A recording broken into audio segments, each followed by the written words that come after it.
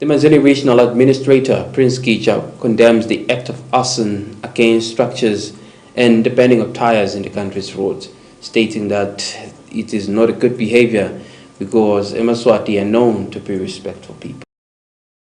The Manzini Regional Administrator, Prince Gicha, strongly condemns the act of arson that is being carried out in different institutions and also the banning of tires in the different roads, stating that it does not show respect for authorities and other people who are Yemaswati, as it creates fear among the people of the country.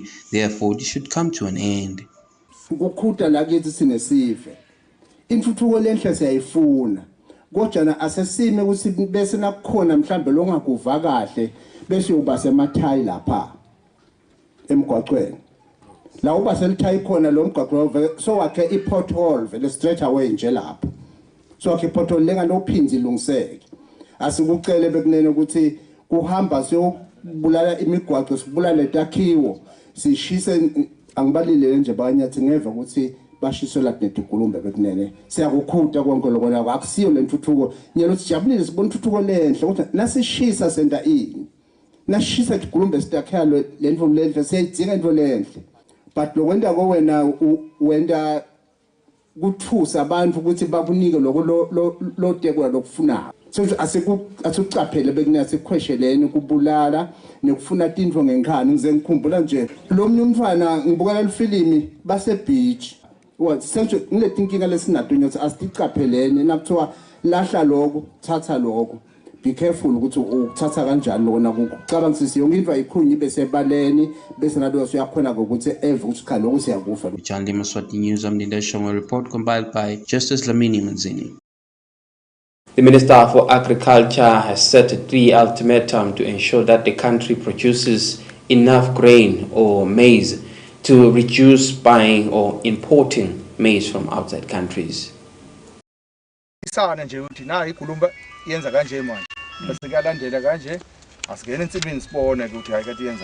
The Minister for Agriculture, Honorable Chablani Mabuza, today officially launched the Shiselweni Grain Farmers Association that will allow the farmers in the region to collaborate in producing more food for the country, where he stated that they need to be assisted to also tap into advanced ways of farming using technology. Akubukwa indlela tokokusi le sector ya agriculture ingaqiniswa njani lokuba association kubanika emandla ukuthi bakhone ukuthenga ngendlela lengcono ngibekise nje nangabe ba association mhlawumbe bafuna ukuyothenga amanyolo sebangavumelana ukuthi. The minister stated that they have set a 3-year timeline for parastatals under the ministry to at least help farmers so that they can produce more grain, so that they can reduce importing. Sifiso ke sahulumende nalokuthi sicele ke ema-organization alolitiko bo-ESWATINI nabo NMC ukuthi abahambe bayositela ama-farmers ukuthi le production yemmila ikhone kuba fast ukuthi sikhone kuba nekudla even sibanike iprogram yokuthi kusukela kulo mnyaka mhlawumbe iminyaka lemithathu kufuna ukuthi kudla umbila nje igrain sibese sikhona kuyithenga la veni yonke sekudele seyilanda. The Member of Parliament for Masai Sini, Honorable Dozi Small Lamini, appreciated the opportunity and wished well to the farmers. Sive sakhona la kithi eshiselweni ekuthenini sisukume sithi ngeke namuhla indaba yendlala siyayixosha. Kude imisebenzi tinkampani natibona tiyavalwa simo sibi silukhuni nali lithuba libekwe baleni kwekuthi singakhona kwekuthi sithi chashe siphinde siyochasha nalabantu. Chairperson of the Farmers Association commended government for opening hands and doors so that they can contribute to the country's agricultural produce.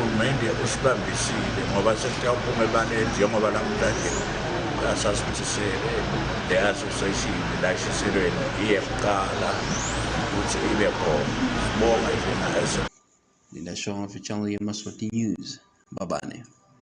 The Royal Eswatini Police commends Yemaswati for the continuous collaboration, especially in the crime combating operations. The Chief Police Communications Officer stated that police were able to capture thugs that terrorized the Luve area. Through the assistance of the community of Luve, police were able to capture thugs that were reported to have terrorized the Luve town, where they went away with large sums of money. It is stated that after the ordeal at Luve, police manned roadblocks across the roads near Luve, where these thugs were able to be captured. Kusithe ngemgcibelo kusihlwa lapha eLuve etitolo. Madvodza lebekahlomile ngetibhamu nangemipho. Ahlasela sitolo athathe imali lengalinganiselwa ku-6,000 emalangeni. Kusukumeke i-community yale yandzawo yavele yahlaba yona inhlabamkhosi.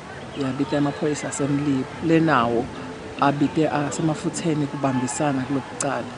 Nangempela ke laba bekunene bagcine batfolakala. Lo ngikhuluma nje emadvodza lamathathu leku-30 years nalababili labanabo 28 years sebavele basemaphoyiseni ngayo lendzawo. Lapho khona kutfolakele imali lengalinganiselwa ku-4,000 emalangeni kanye naleyo mikhwa lekusolakala ukuthi basebenzise yona kusabisa lesive nabathatha yona le mali. Sisachubeka ke nalolu phenyo. Asibonge kakhulu esiveni sakhona lapha eLuve lesibambisene kakhulu kulwa nabo bucala. Siyawukhutsata lo moya siphindze sivumise nakuletinye tindzawo la sibonile ukuthi emacala vele siwakhona ku-approve ukuthi sibanjiswe ngeso sive. Kakhulu kati lesikudumisako ngiloko ukuthi bathina sebabatfola labo bantfu kube betele sebabenda kona noma uthola ukuthi sebayabalimata ngoba lokhu kuyaye bese kuyaphatamisa lelicala. Sithi nje awuchubeke lo moya lomuhle kangaka wokubambisana nalaba ke labagangako. Asisho lokho ukuthi vele kunebungoti lenifeke ukuthi utawugangela sive lesisebenzela amatima. Vele lokhu kutakufaka etinkingeni uma ngabe sichubeka naso sive. Siyacela ukuthi asikugweme uthatha imali noma impahla yemuntu loyisebenzele kamatima wena bese ufuna ukuyithatha njengemzuzu. For Channel Yemaswati News, I'm Linda Shongwe with Kimberly Mavuso in Babane. Awunamsibali.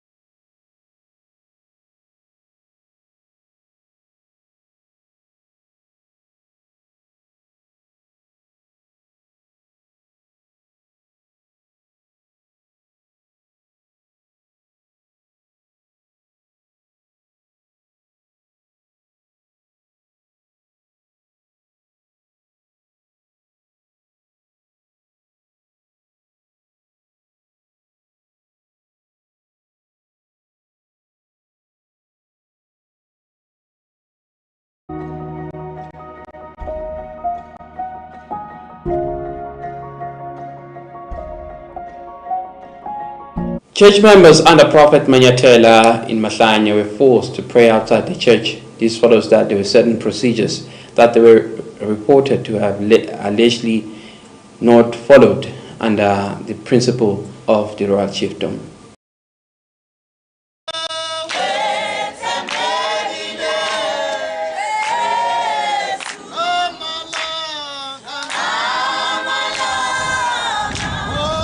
A church was forced to worship outside a community hall that they are renting out during Sunday hours, where they stated that this is caused by that they did not pay a rent that is due. Yebo Nkosi. Nkosi. Oh, bona ngoba ngiva wathi rent bayibhadele ngabe ngibani engakhulumisana naye. Awangathi nekwathi bengekho vela ngayibonana nayo. Oh, Nkosi. Akusiwe lehlala ku West Kia mlangene. Noma ngabe tihlala kimi tikhiya angikho mina ekhaya. Oh, Nkosi. Senginemalanga ngahamba. Oh, Nkosi. Nkosi. Nasevikini ngabatshela futhi sikho nje isidingo salindolo. Oh, wabatshela ukuthi uyahamba Nkosi.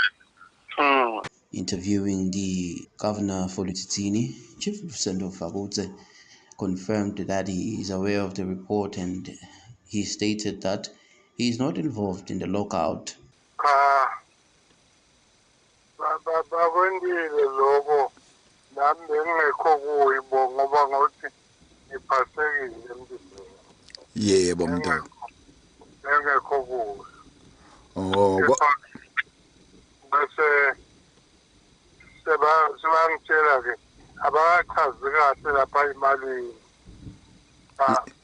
Sengivakalo umthume utheka kanti bayikhokha lelincane kimi yangehlula ngokuthi ibeyinenge beyabo cha ngakuvele ngehleka mina uthi mosindathi ngiyabavumela bese le shaman lotha ngathi ngeke lokhu bese kuvakashe ke sengibachelile bona ukuthi ababuye bathokusasa le mali basokuhamba bayobhadala basangakabhadali imibala. For Channel Yemaswati News, I'm Linda showing a report compiled by Justice Dlamini Kanini. Musa Majabo Vunu Shabalala is reported to have disappeared on Friday after gunshots were heard being fired by people who were unknown to the community of Nsalije. It is stated that his search began from that night after his disappearance, where his Mazda BT50 was found abandoned with his cell phones inside and also stained with blood. His brother, Mr. July Shabalala, elaborates. No, kusho ukuthi angeke ngichaze kabanzi ngoba nami ngingumuntu nje engizwe namuhla ekseni njengoba sengiphuthuma ke ngifika lapha mangifika lapha ke tholakala ukuthi lapha imoto isesigangeni iyodwa igcwele igazi esiyamangala ukuthi engabe utheni kanti umfowethu bamtheni ingakho sesehla senyuka nje sihambe sifuna sisangene nathi sisawuthini singathatha niqhube nani uma bekunje sidideka amakhanda nje abangafisa ukusifunisa nje Nkosi yami bangamane bafune ukubheka le ukuze kofika egradini ukusuka la ngamahlekati ukubheka le phambili ukudla uyofika la sepora gate Nsalije imoto yakhe ithole phakathi inamafoni angu2 akhe lamafoni nengadi siyasona ungazi ukuthi la phakathi futhi sisona ukuthi sekunebuchopho nokuba nobuchopho la phakathi shothi ngabe ubulewe nanibuka nasibuka nje vele ubulewe ngoba la lezakhamizi zithi uma bedlula laphana ngalelanga leli beza uqhuma isibhamu makuqhuma isibhamu lo ntombazane wezwa wabaleka naye wawushona ekhaya emveni kwalokho kokusho ukuthi kwaba kwasekuba unyamalala kwakhe. Police and the community conducted investigations on the audio. For Channel Yemaswati News, I'm Linda Shonga. A report compiled by Nsalije resident.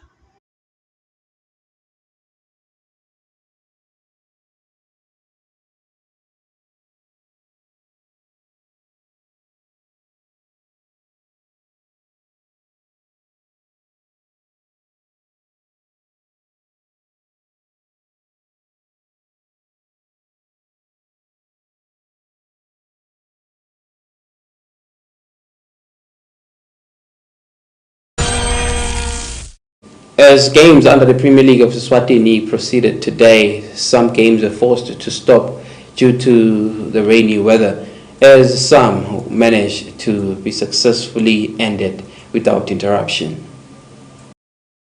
Some games under the MTN Premier League of Eswatini were forced to be halted due to bad weather that the country was experiencing in the late hours of today's evening, where the games concurrently played in different stadiums across the country.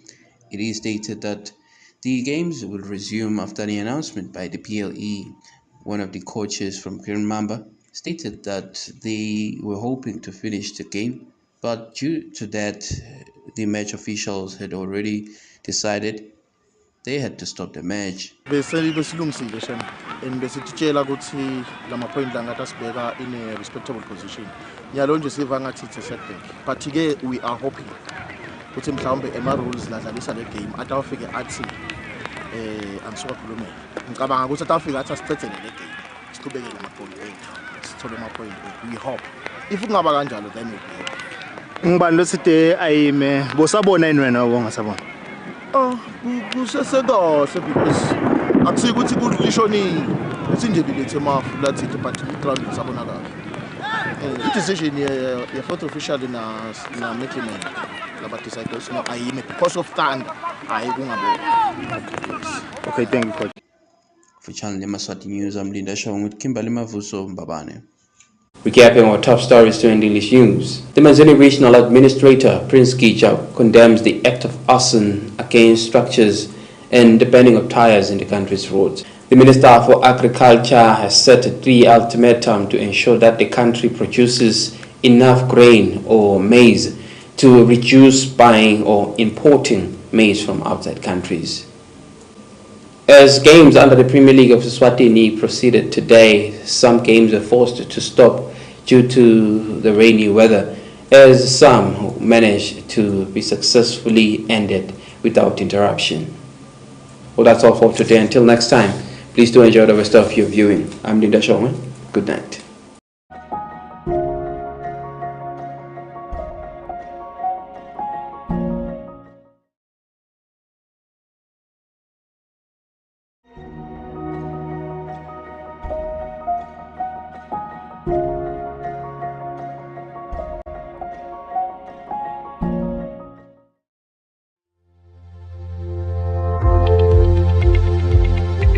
This weather forecast is proudly brought to you by FSRA.